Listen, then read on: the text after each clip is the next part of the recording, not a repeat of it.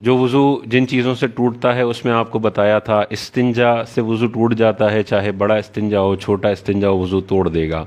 ہوا خارج ہوتی ہے، یہ بھی وضو کو توڑ دے گی۔ اسی طرح بہتا خون جسم سے نکلتا ہے تھوڑا بہت نکلتا ہے کہ بہنے کی صلاحیت نہیں رکھتا، اس سے وضو نہیں ٹوٹے گا، لیکن اتنا زیادہ خون نکلا کہ نکلنے کے بعد وہ خال پر بہنے کی صلاحیت رکھتا ہے تو یہ خون وضو کو توڑ دے گا۔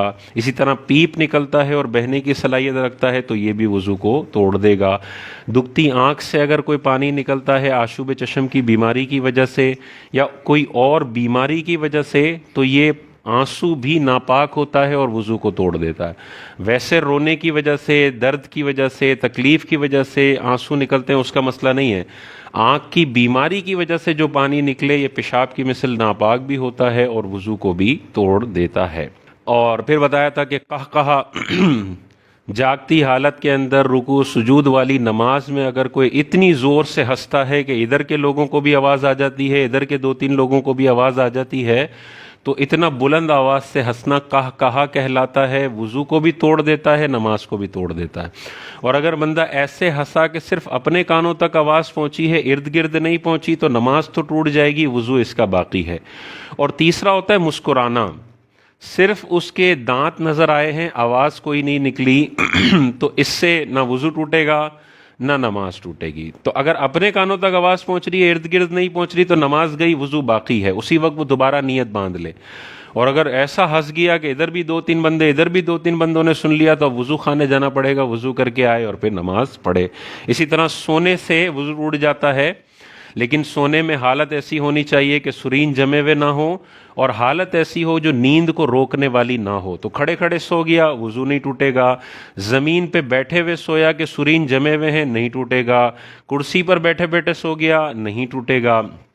لیٹ کر سو گیا، ٹوٹ جائے گا۔ رکوع کی حالت میں سو گیا، نہیں ٹوٹے گا۔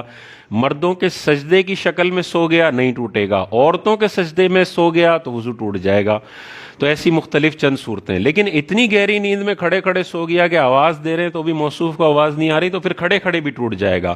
لیکن کچی نیند ہے کہ ایک آدھ آواز دیں اور اس کی آنکھ کھل جائے، اس سے نہیں ٹوٹتا۔ خطبے میں جمعے کے دوران بعض اوقات امام صاحب خطبہ دے رہے ہوتے ہیں اور سامنے پبلک بعض اوقات جھونکے آ رہے ہوتے ہیں ان کو، تو وہ پوچھتے ہیں کہ بھائی اب خطبہ کمپلیٹ ہو گیا، اب نماز کا ٹائم ہے، تو کیا کریں، ہمیں تو نیند آ گئی تھی۔ تو اگر وہ بیٹھے ہوئے ہیں، چاہے چار زانو بیٹھے ہوں، چاہے دو زانو بیٹھے ہوں، چاہے ٹیک لگا کے بیٹھے ہوں، اگر انہیں خطبے کے دوران جھونکا آ گیا، اس سے وضو پہ کوئی فرق نہیں پڑے گا۔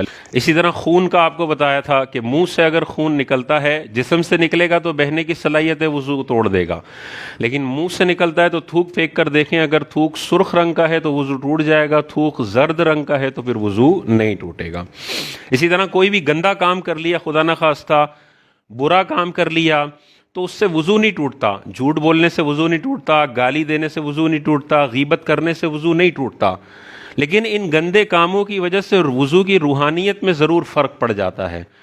تو پھر بہتر ہے کہ گندا کام اگر ہو جائے، کوئی گناہ والا کام ہو جائے، تو اس کے فوری بعد وضو کر لیا جائے تاکہ شیطانی اثرات سے انسان بچ جائے۔